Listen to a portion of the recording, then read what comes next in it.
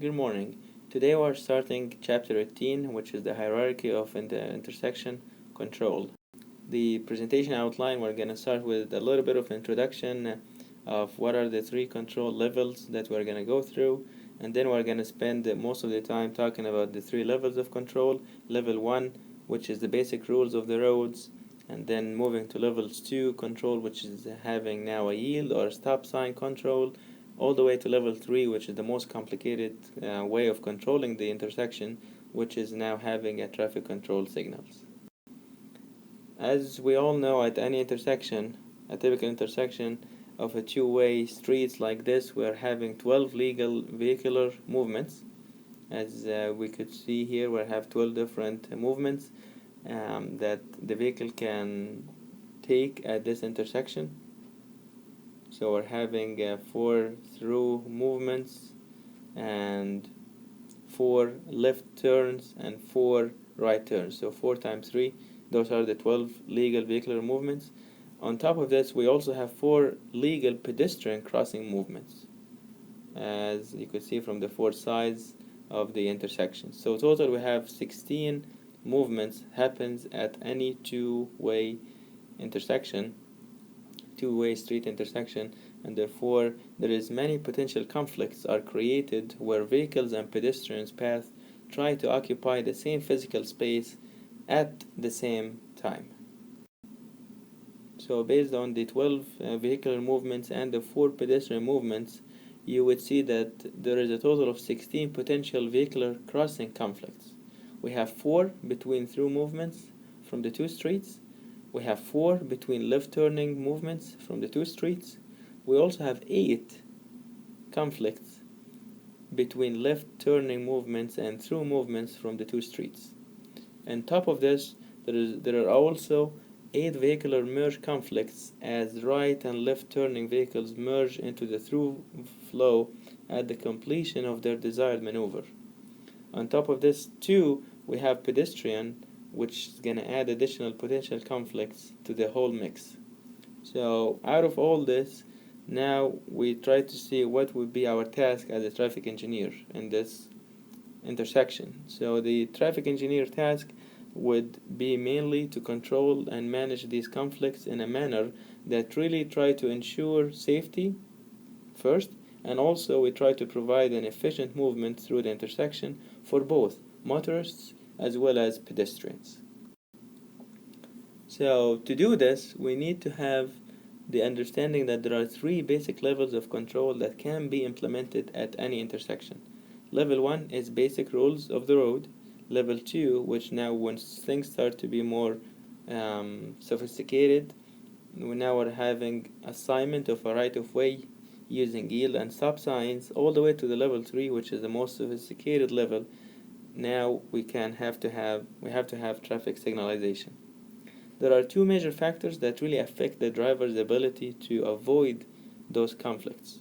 First is drivers must be able to see a potentially conflicting vehicle or pedestrian in a good time to implement an avoidance maneuver. So basically I'm trying to say we have to have an enough sight distance for any driver to make sure that now they are not going to have that conflict. The other factor that also affects drivers' ability to avoid such conflicts is the volume.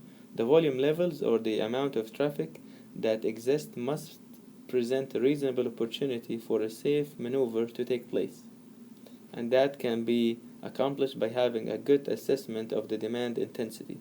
If we have too much traffic, then the potential to have more conflicts is higher, and therefore, as we will be able to see, the levels of controlling the intersection is going to rise from level 1 to 2 all the way to 3.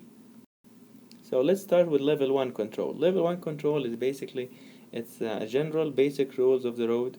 We apply those rules of the road at any intersection where the right-of-way is not explicitly assigned through the use of traffic signals, stop signs, or yield signs.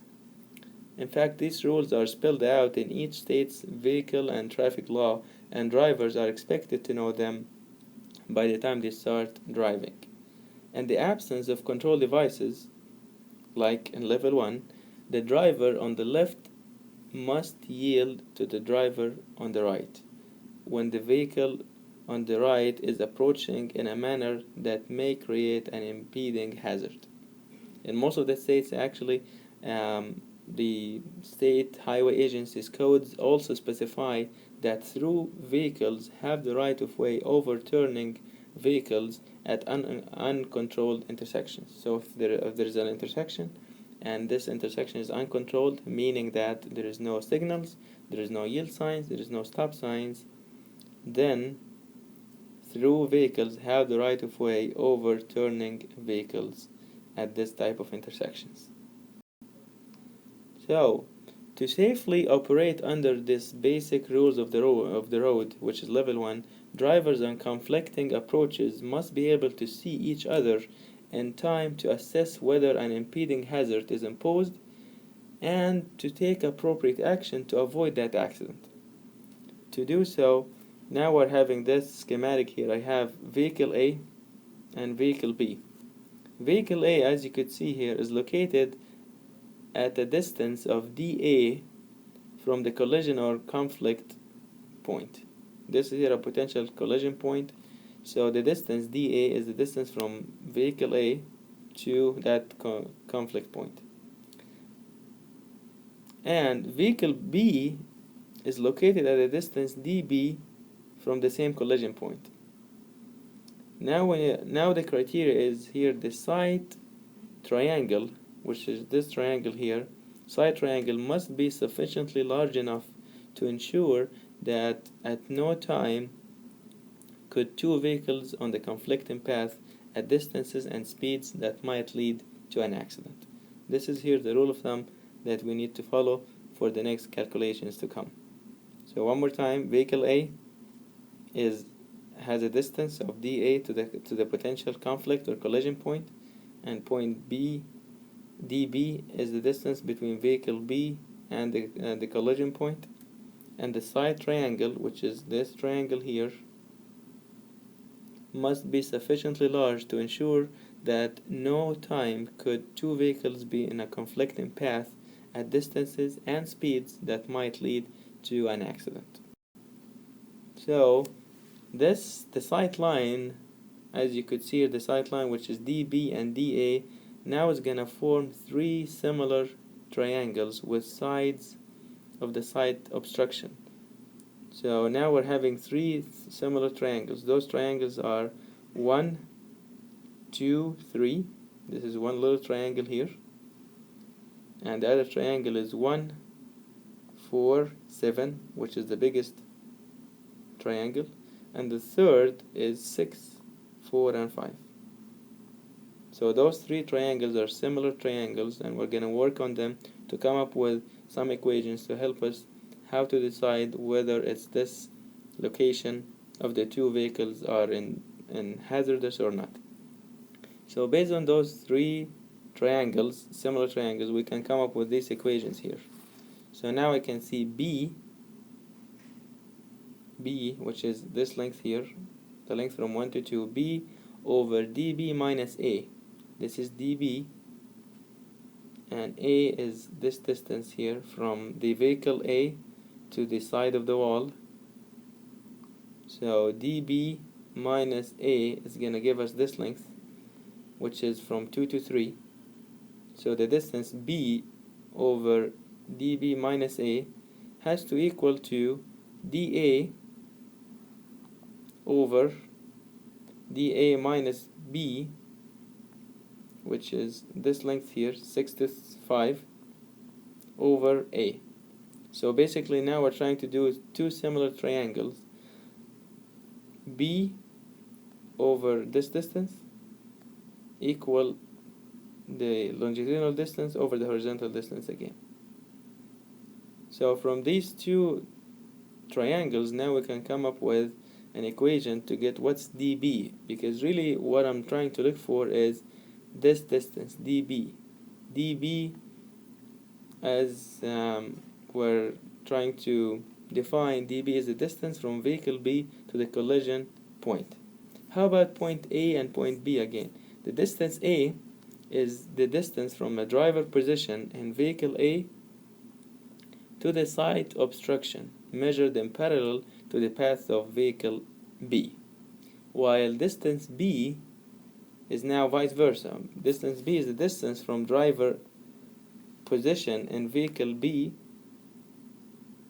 side obstruction measured parallel to the vehicle A. So that's the distance here.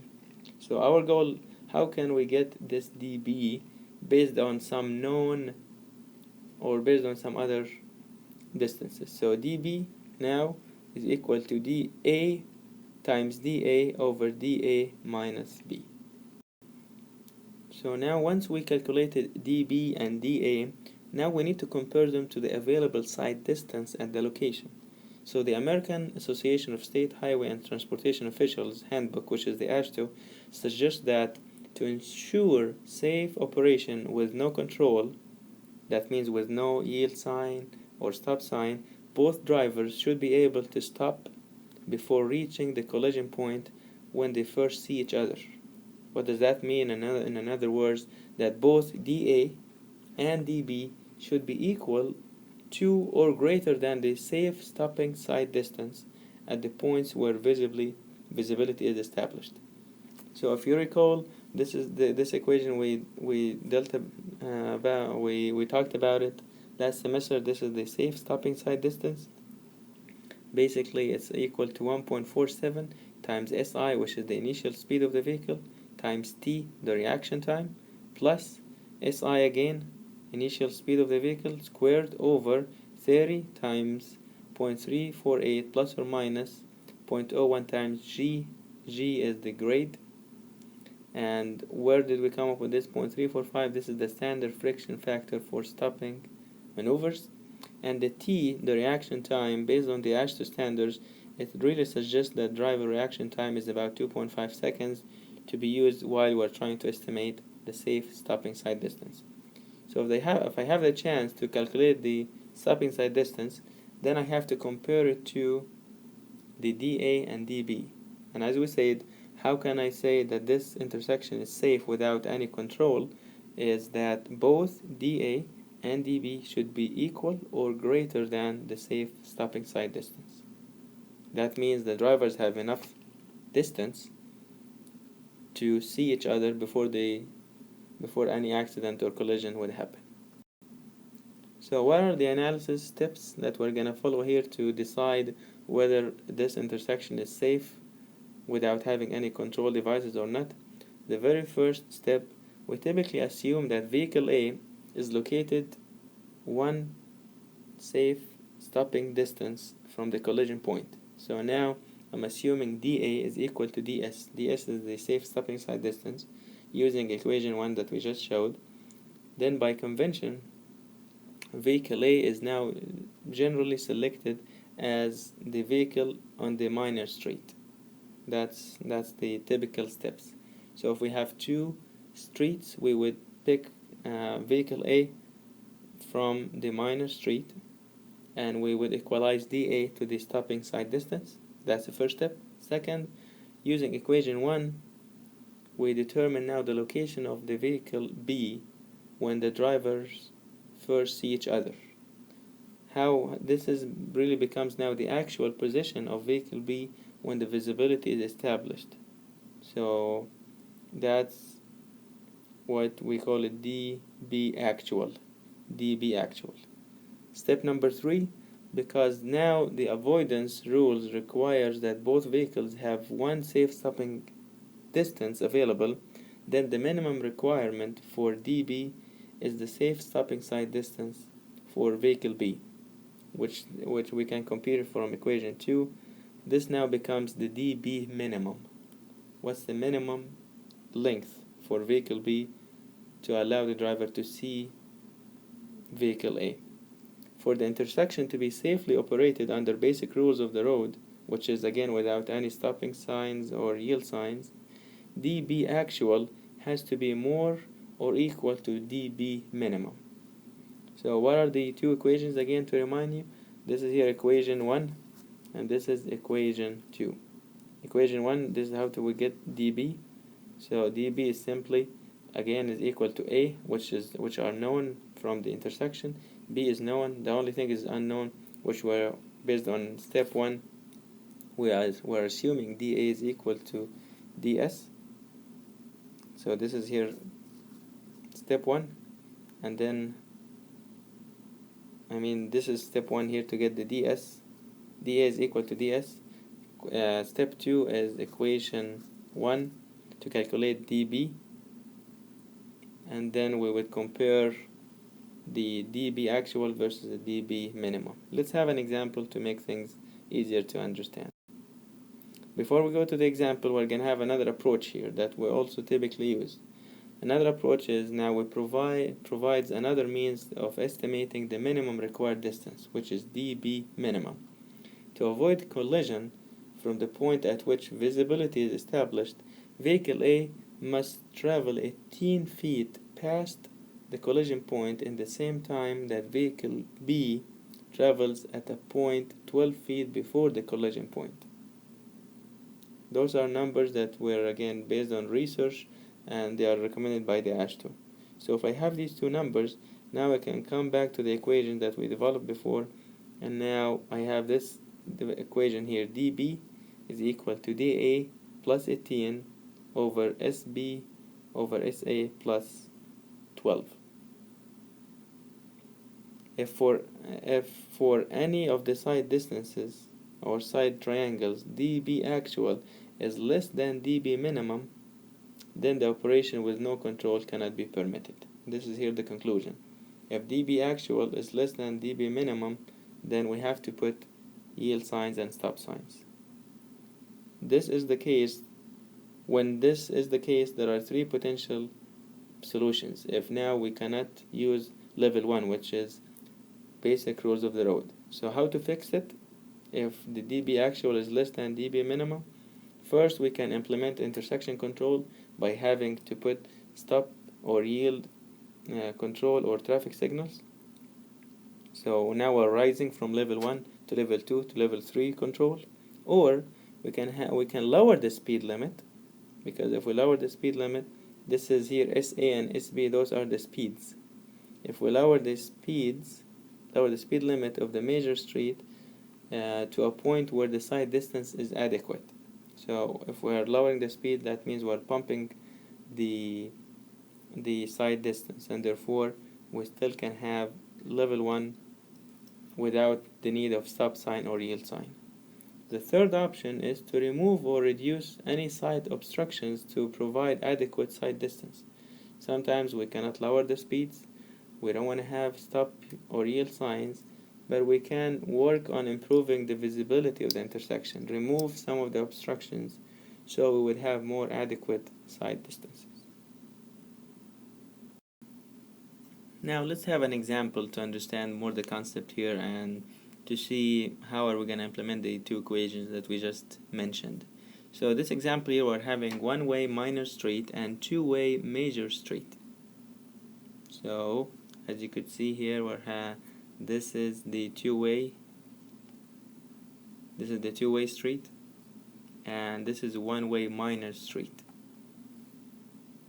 So basically here we have to analyze, this is car A, car C, and car B, and now we're having to analyze two side triangles must be analyzed.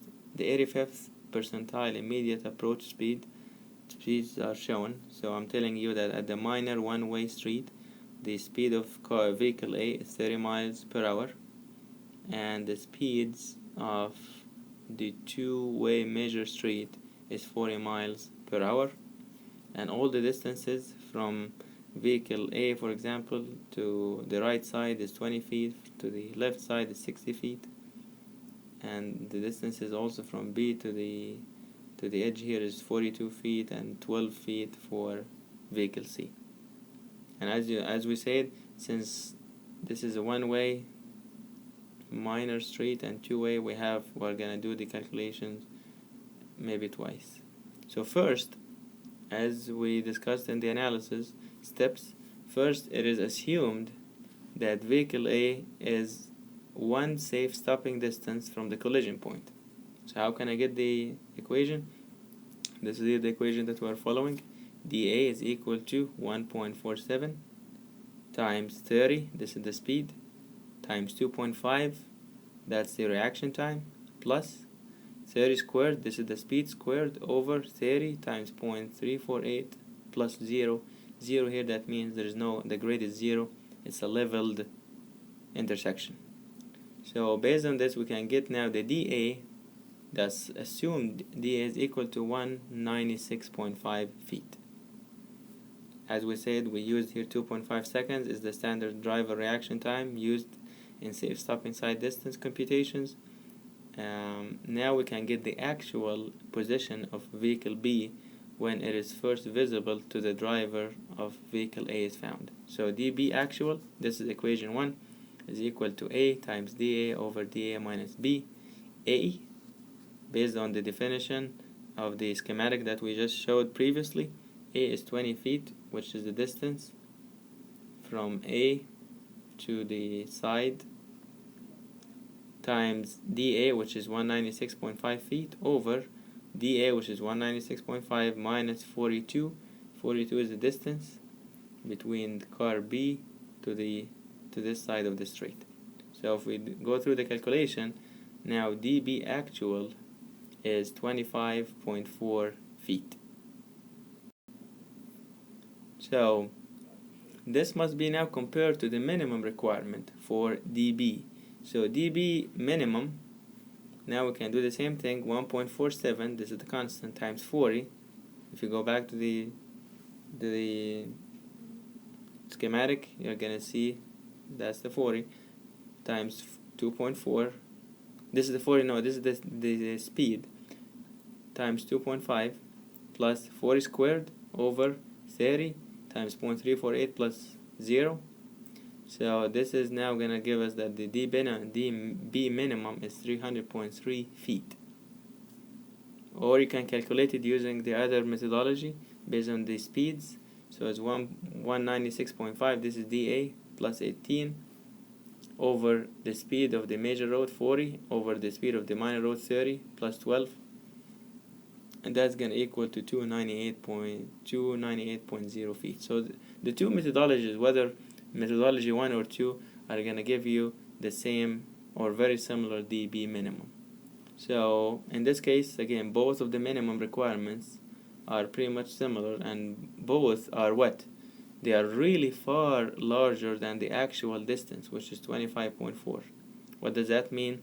That means the site triangle between vehicles A and B fails to meet the criteria for safe operation under basic rules of the road. So to sum up what we did, we got dA, and therefore we were able to calculate dB, and then from dB, now we need to calculate the dB minimum, which is 300 feet roughly. dB minimum is 300 feet, while in reality it's just 25 feet.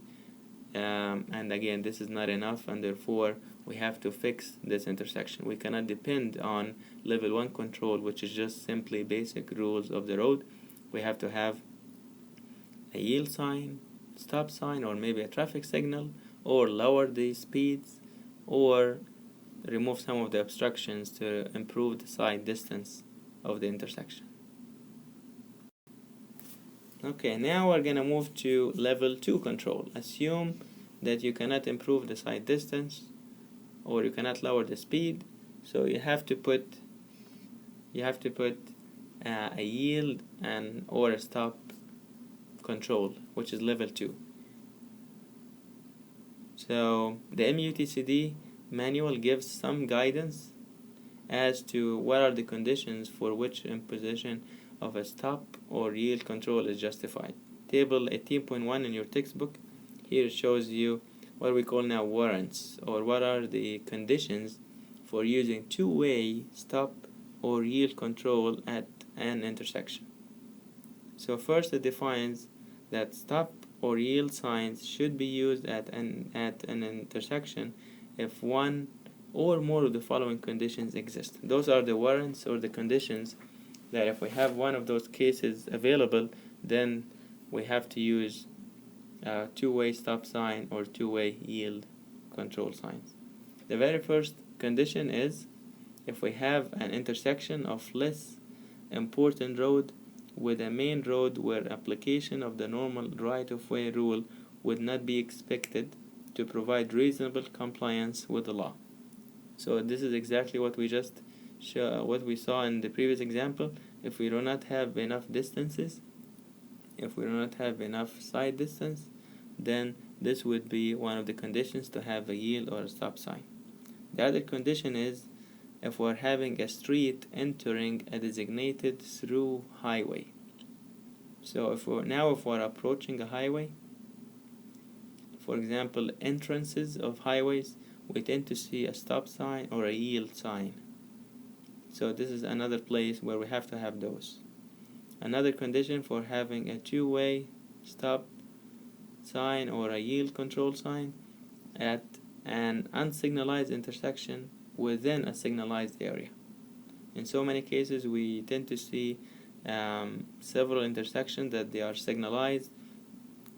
Among this area, there will be one or two intersections that they are unsignalized. We don't need signals. The traffic at those intersections are much lower, but we have to have a minimum of stop or yield control signs at those locations. We cannot just move from level 1 to level 3 in the same area.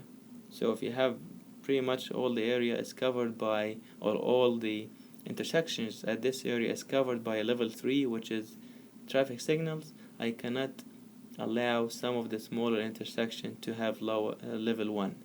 We can lower the level of control from level 3 only to level 2, which is a yield or a stop sign.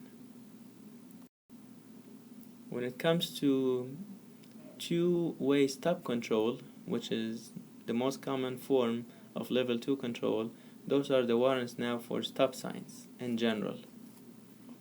So again, it's going to be now more or less reading off of this is from the MUTCD. Very interesting and very important to know what's the rules here.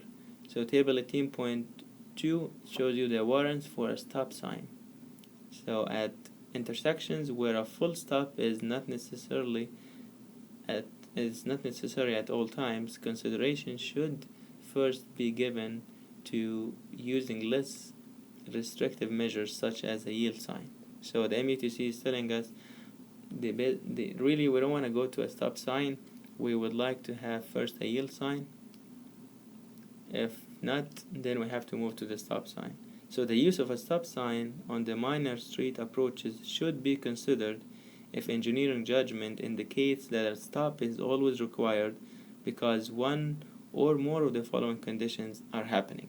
So now MUTCD is giving us some of the cases where we have to use a stop sign, at least on the minor street. First condition is the vehicular traffic volumes on the through street or highway exceeds 6,000 vehicles per day. So it's mainly related to the volume, the amount of traffic volume, the daily volume that we see. If we're exceeding 6,000 vehicles per day, this is going to govern this intersection need to have a stop sign. The other condition is if we have a restricted view exits that require road users on the minor street approach to stop in order to adequately observe conflicting traffic on the through street or highway. While the third condition for having to have a stop sign, if a crash records indicate, so now we're relating it to an accident records.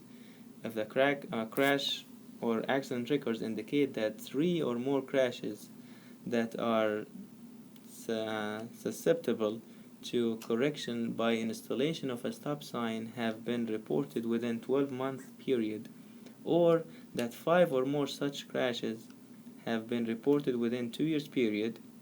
Such crashes include right-angle collisions involving road users on the minor street approach failing to yield the right-of-way to traffic on the through street or highway. So basically, once we are having repetitive history of accidents at this location, this is gonna govern. Now we need a stop sign at this location. ASH2 also provides a side distance criteria for stop controlled intersections. For example, it gives us a methodology which is based on observed gap acceptance behavior of drivers at stop controlled intersections is used. A standard stop location is typically assumed for the minor street vehicle, which is the vehicle A at the previous example. The distance to the collision point dA has three components. So that distance to the collision point has three components. The very first component is the distance from the driver's eye to the front of the vehicle, and it's typically assumed 8 feet.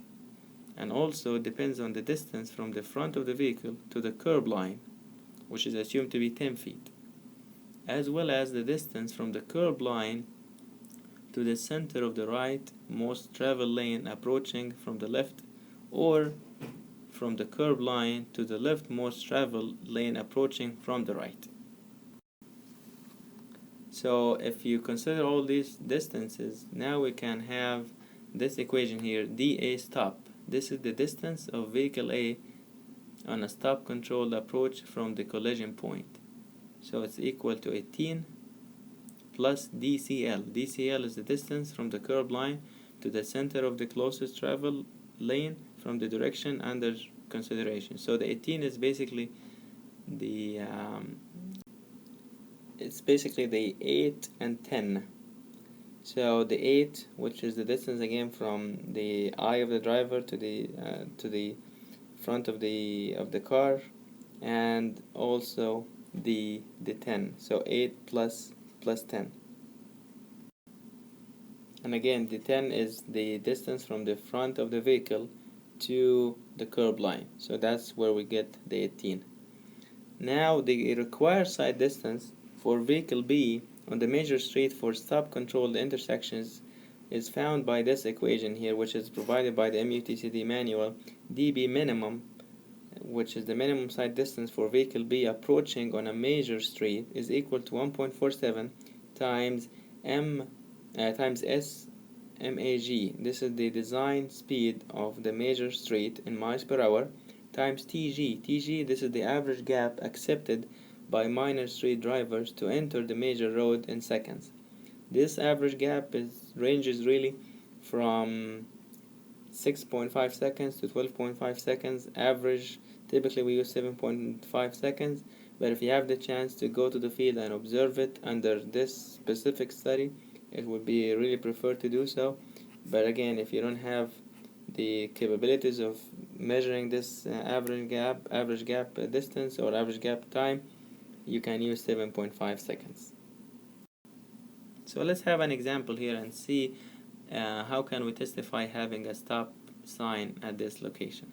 So now we are having this example. Consider now the case of a stop controlled approach at intersection with 2-lane arterial with a design speed of 40 miles per hour.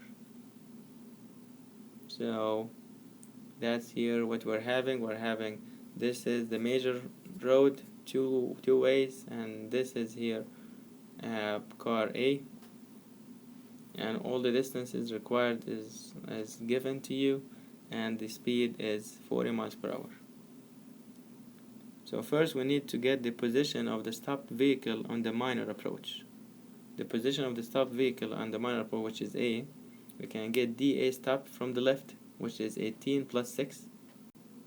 And the question now would be why 6? 18, again we got to know 18 is fixed. 8 plus 10, 6 feet here is basically the distance from the edge of the curb line to the center line of this lane here. So the distance, as we see here, the width for each lane is 12 feet. So if we are doing first dA stop from the left, from this vehicle coming this side, so it's going to be only 6 feet, which is half of this lane. That's why it's 18 plus 6 equal to 24 feet. While if now I can measure the position of the stopped vehicle on the minor road A from the right, from this vehicle now, so it's going to be 18, which is fixed also, the distance from the eye of the driver to the front of the car, and from the front of the car to the curb line, Why 18 now? Basically 18 is a lane and a half, because we need now to measure the distance from the curb line to the center of the far lane. So I'm gonna have one lane, which is 12 plus 6, and that's why it's 18. So now I get the two of them. The position of the stopped vehicle A from the left is 24 and from the right is 36. Now I can get now the minimum side distance requirement for vehicle B, which is going to be 1.47. This is the constant times 40, which is the speed, times 7.5. This is the TG, the time gap between drivers trying to cross here. So the minimum distance is 441 feet. This is the minimum distance that we have to have. Now let's calculate the actual distance of vehicle B from the collision point when visibility is established. So you can get now dB actual. This is the same equation that we used from level 1 control, rules of the road. So 36 times 24. So 36, this is the distance, 36 times 24. 24 is dA from the left over 24, which is dA from the left, minus 20 right here, because now we're trying to get dB actual from the left. So now the interaction between dB, which is this car here, and dA. So the dB actual is 216 feet, which is less than 441. So what does that mean is that the actual distance that we have is 216, but the D minimum is 441 feet.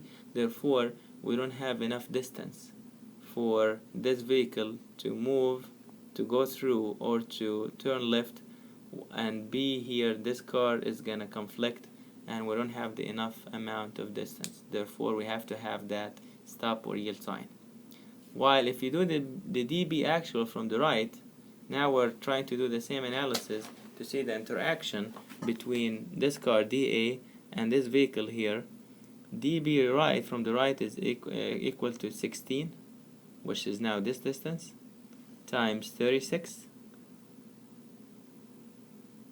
which is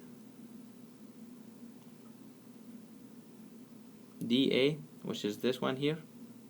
So 16, this distance, 36 is dA stop sign, over 36 minus 35, which is this distance. How to get these numbers again? Please review equation 1, 18.1. dB is always equal to what? A times dA over dA minus B. So in this case, now the dB actual for this car here compared to A, the dB is 576. So we have availability. The actual is 576, which is higher than the dB minimum. So what does that mean? In the case of a major street vehicle B approaching from the left, there is not sufficient side distance to meet that criteria, while the side distance for vehicle B approaching from the right meets the criteria. So it is really possible sometimes for dB actual to be negative just due to the calculation, and this is just indicating that no side obstruction from the direction is analyzed. Where the stop sign side distance criteria is not met, we need now to work on the speed limits that has to be reduced to a level that would allow appropriate side distance to the minor street, or we can also work on removing or cutting back of the side obstructions. What are the when it comes to the yield signs, what are the warrants for the yield signs? Those are the ones which are in table 18.3. A yield sign assigns right of way to the major uncontrolled street. In fact, the yield sign, it requires vehicles on the minor approach to slow and yield the right of way to the major street vehicle approaching at a distance and speed that would present an impeding hazard to the minor street vehicles. So first, the MUTCD define a yield sign. A yield sign shall be used to assign right-of-way at the entrance to a roundabout. Yield signs at roundabouts shall be used to control the approach roadway and shall not be used to control the circulatory roadways. So yield sign must be installed at 1, 2, 3, 4, 5. 5 different conditions we have to install yield sign. First, on approaches to a through street or highway where conditions are such that a stop is not always required. Option 2, yield sign can also be installed at the second crossroad of a divided highway where the median width of the intersection is 30 feet or greater. In this case, a stop or yield sign may be installed at the entrance of the first roadway, and yield sign may be installed at the entrance of the second roadway. The third case is on a channelized turn lane that is separated from the adjacent travel lane by an island, even if the adjacent lanes at the intersection are controlled by a highway traffic control signal or by a stop sign. Case number D is yield sign has also to be installed at an intersection where a special problem exists and where engineering judgment indicates the problem to be susceptible to a correction by a yield sign, while the last case of having a yield sign is basically when we are facing the entering roadway for a merge type movement if engineering judgment indicate that the control is needed because the acceleration geometry and or sign distance is not sufficient for merging travel operation or traffic operation. So with this we finish again the first two levels. How can we move from level 1 to level 2 control, and sometimes if we don't even still have, if we cannot reduce the speeds or we don't have the right minimum of sight distance, then we have to move to the level 3 control, which is really now having to install traffic signals. Thank you so much.